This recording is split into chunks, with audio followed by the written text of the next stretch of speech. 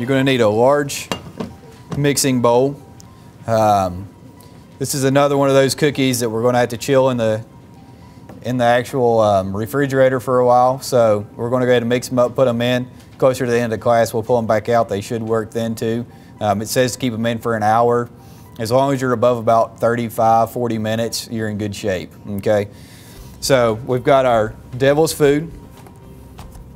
We're just going to open it and pour it right on in there.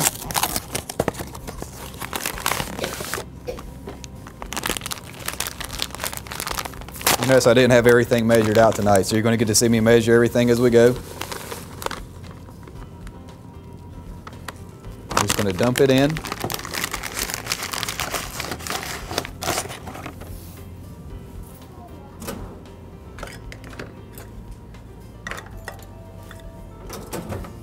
I'm going to use half a cup of shortening. If I can get into it. Smarter than I am right now.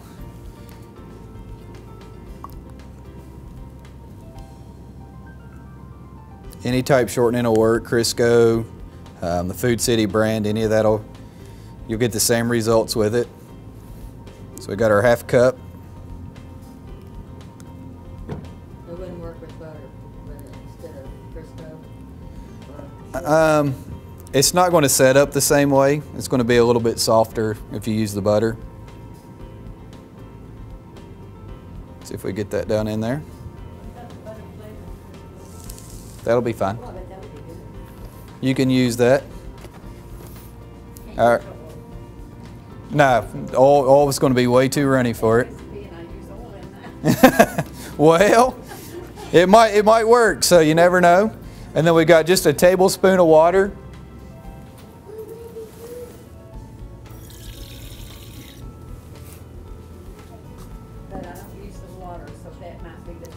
That could be it. That could be the difference. And then we're just going to mix it all in.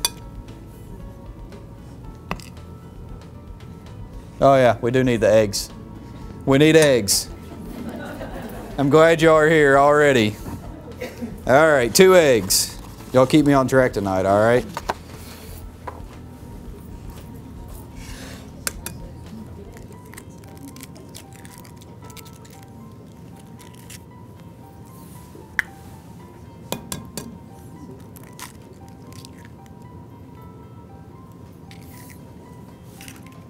Watching Days Time Tri-Cities today, and Morgan made a rum cake. Uh-huh. Forgot to put the rum in it. It happens.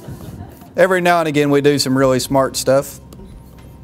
Looked good when it came out of the oven, but it didn't have any rum in it. Well, I've done a few things like that before.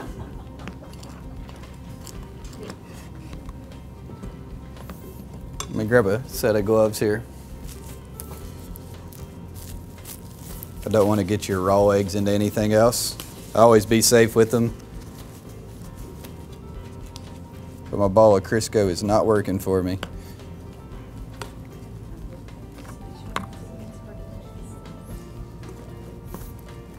If you had a mixer at the house, you feel more than free to use that.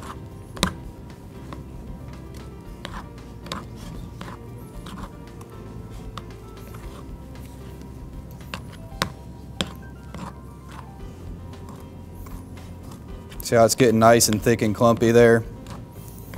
You're not going to get all of your powder out.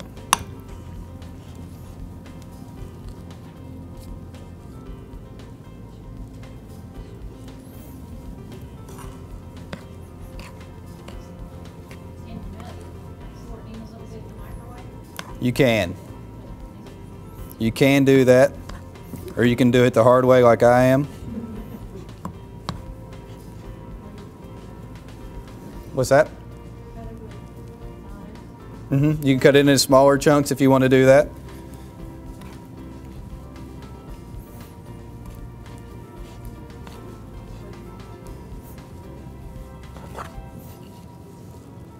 See how nice and thick that is? We're actually going to use it as a base. So you want it to kind of stay together nice and thick. We're going to spread it out.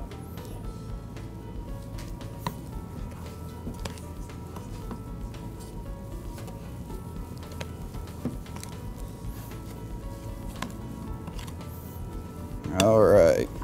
about there, a little bit more Crisco in there.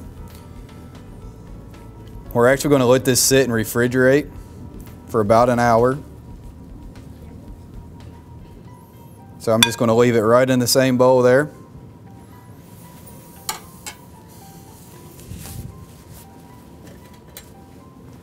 We're just going to set it in the refrigerator. So I know that our cookies have not been in the refrigerator for an hour, okay? But I'm going to go ahead and show you what to do for them from there.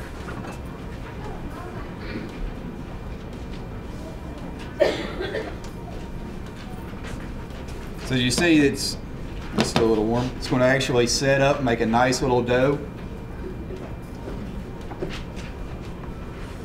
We're going to use a pair of gloves here.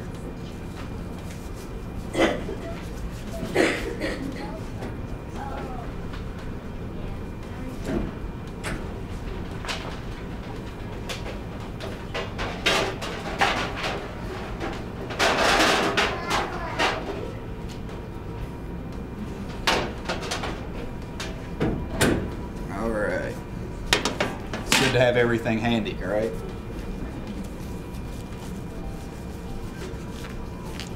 So you can either use your hands and just get in there and make your balls that way, or you can actually use your spoons and scrape them out one by one.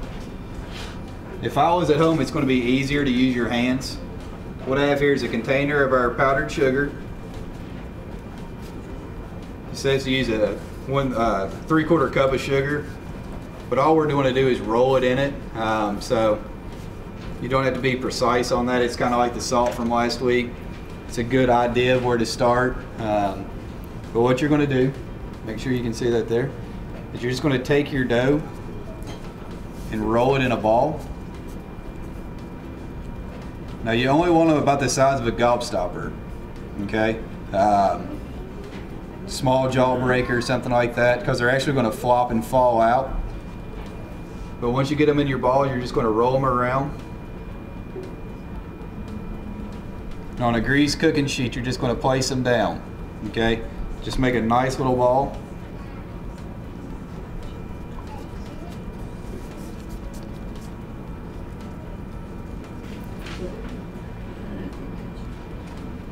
So the cookie sheet needs to be greased. It does.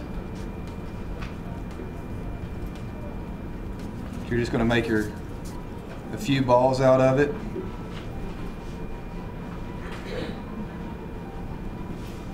And you want to leave them about 2 inches apart, because as they cook, they're actually going to fall out. So you need to give them enough space so that you don't end up with one big cookie sheet. If you ended up with a cookie sheet, you could just cut it apart. But if you're serving a lot of guests or anything, you want to be sure that you leave them spaced out. But you're just simply rolling them in. So as you kind of say, you see why you want to go ahead and use your hands for it. Makes it a little bit easier on you instead of trying to use the spoons. But they will work that way.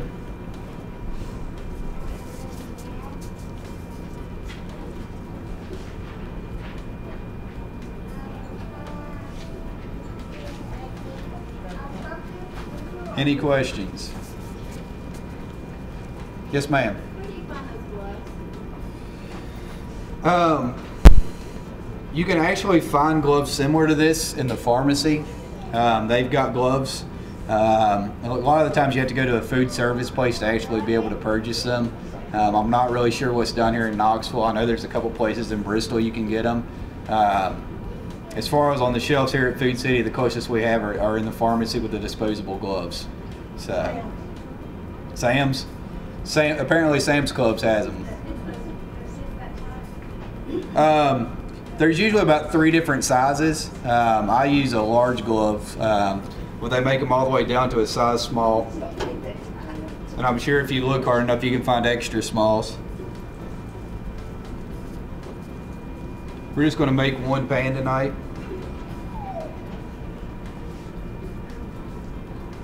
And if you only had one pan, you could just simply take your dough, put it back in the refrigerator, wait till they bake, roll them out. It's not going to hurt them to sit at room temperature for 20 or 30 minutes as you bake them. They only take about 10 minutes to bake in your oven. So in the time you did the whole batch, it'd be fine to leave them out. If you're going to walk away for a while, just refrigerate them because they do have the eggs in there. Oh, that worked well, didn't it? We won't use that one.